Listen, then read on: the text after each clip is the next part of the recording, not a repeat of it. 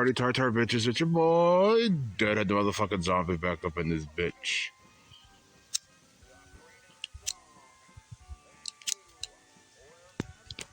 I haven't smoked a cigarette on camera in a minute. Anyways, so figured I'd record somewhere a little different, somewhere a little bit more outside. So I'm out in the backyard up by the woods. So what this video is about is my review of the newest Mushroomhead album that dropped back in like August, I believe. It's called Call the Devil. There's only 13 tracks on this boy.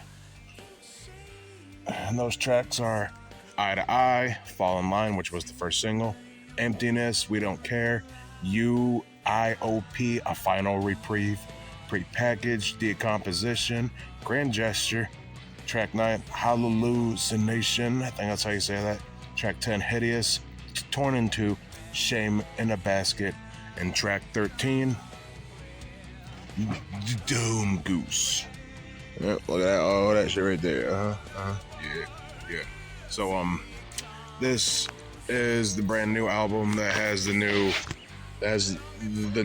vocalist Scott Beck, aka Strike, or spelled out X Strike X. The X's are lowercase. He's kind of like the new J-Man. His album also brings back Miss Jackie and Rock, or Mr. Rockhurst.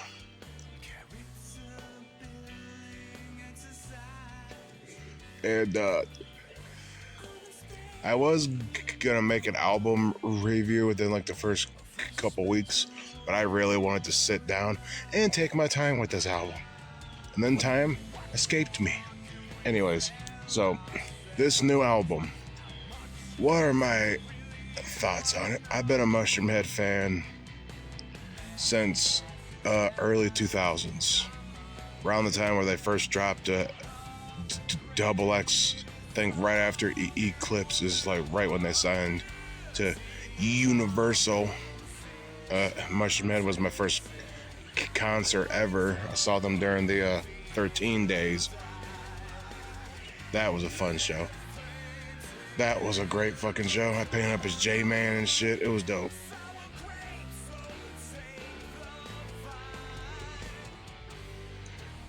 But this new album here, I've seen like concert videos of how they sound live with the new guy. Honestly, he's not that bad. Like this new album's getting a lot of hate. So did A Wonderful Life, you know, because you can't replace Jeffrey. I know you can't, but I've accepted that. I've long since accepted that. I still support Jeffrey Nothing here and there. And whenever he drops something new, I check it out. I still love the new Psychedelia, like, and his other solo shit. But the new guy kind of holds his own. I wish there was a bit more of him on here. Like, of course, there's more of Miss Jackie. I always appreciate hearing Miss Jackie. She has a great, haunting voice, especially when they hit her voice with the mixing that they do. Her voice sounds very haunting. But Gravy's back on as one of the guitarists, along with a guy named Jenkins. Like, dude, this album, honestly, I like it. It's not my favorite. No. And, I mean, it's not as bloated as a Wonderful Life. What's fucking hiccup? Okay, I mean, I like A Wonderful Life, but I felt that album was a bit bloated, you know, because, you know, I've had years to digest the album, and I do like it. You know. Rock holds his own on this album, and he's actually doing a bit more of screaming, as well. Obviously, lots of singing. Guy's got an awesome voice, but he's also kind of like got a little clown voice going on, where he kind of talks like this, you know, or something like that. And I kind of fuck with it. I wish he would use it a little bit more. But hey, who knows? Who knows?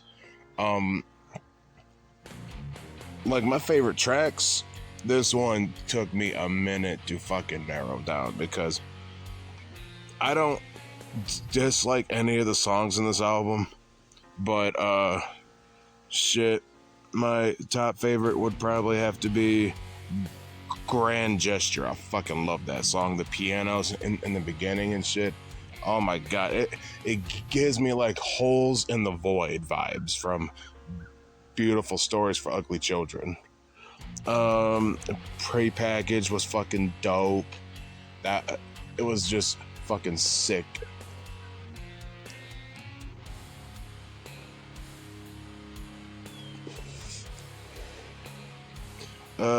Another one would have to be Eye to Eye. I like the sample it plays that starts off with, and then it starts off with like a little bit of guitar chugging from Gravy, and then it just hammers in. I don't think we're saying what I can't remember the lyrics off the top of my head, but this was a good album, dude.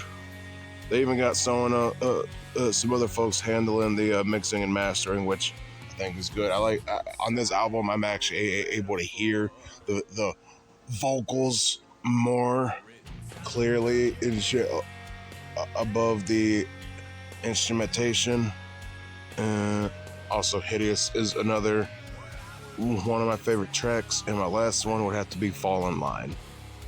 Fall in Line was the first single. I think Prepackaged was the second, and then there was We Don't Care. I didn't mind that song. It's just it kind of gave me Shinedown vibes. Yeah, Shinedown vibes. That's accurate, actually. But it's not a bad thing because I like Shinedown. Also, Shame in a Basket was a great closer, but the last track, which is just an instrumental, Doom Goose, was nice. I like Doom Goose. That it was nice. It was nice. Hallucination was an interesting track. Like, I'm definitely hearing more of the Mr. Bungle fucking comparisons and the Faith No More shit. Hell yeah. Hell yeah. Mike Patton is a guy. But, so all in all, my final thoughts on this album. It's solid. It's solid. I'm gonna give it a solid 7 out of 10. And that might piss off a lot of fellow Shroomheads, but it's my opinion, dude. Is what it is. And my same opinion holds up for replacing J-Man. Yes, it is the second time he's left the band, and no, you can't replace J-Man either because J-Man is fucking J-Man. We can all agree on this. Yes, thank you very much. Bye-bye now, you know what I'm saying? But I like Scott Beck. I want to hear more. He was the lead singer of Ventana for a time, and that's where I kind of delved in a bit. I've always been spotty with Ventana. I love their first album with Matt Foran, American Survival Guide, Volume 1, I think. Like, that album is fucking tits. But anyways, this album, again, 7 out of 10. It's got a lot of old school, like, I've seen other fans say that it was like Super Buick, a little bit of M3, and I can kind of agree, but I see like blemishes of Save Your Sorrow and Beautiful Stories for Ugly Children, like, and A Wonderful Life. There's still some of that recipe up in here. I mean, all in all, I like this album. It's solid. I like it more than A Wonderful Life. And like, shit, I don't know what else to say. I did not want to download it or anything. I wanted the hard copy, but eventually I caved in. I listened to the album the first time on YouTube Music while I was at work. I was like, okay, there's some real promise with this shit. And then through countless re-listens of the whole album, I like it. I mean, I know there's a lot of like behind the scenes shit going on with Skinny and shit, but that ain't what we here for. That ain't what we're here for. So, if you're a Mushroomhead fan, you've already heard this album. But if you like like alternative industrial type metal, I'd say give it a check. I mean, this album is also a bit more accessible than a lot of their than their last few albums, I'd say. I mean, that's just what I've seen other folks say, but I can definitely see where they're coming from on this one. Not that it's a bad thing. Of course, I want Mushroomhead to get more support. I want, of course, Waylon. I've been following him for a while. I've been following Jeffrey. Here and there, I'll hear something about J-Man. Like, I still support the guys that came before the cast that are there now, and I will forever cherish those motherfuckers.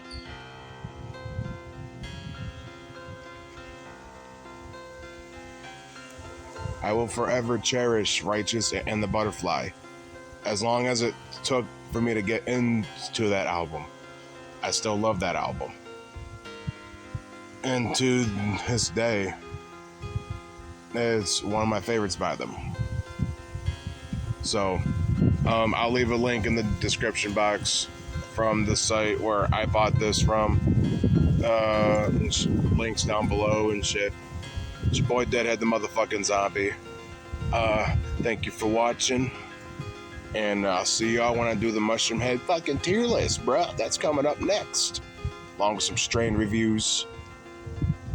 And I got another album review that I owe for the homie MC Snacks. Water Slides in Heaven is coming soon, man.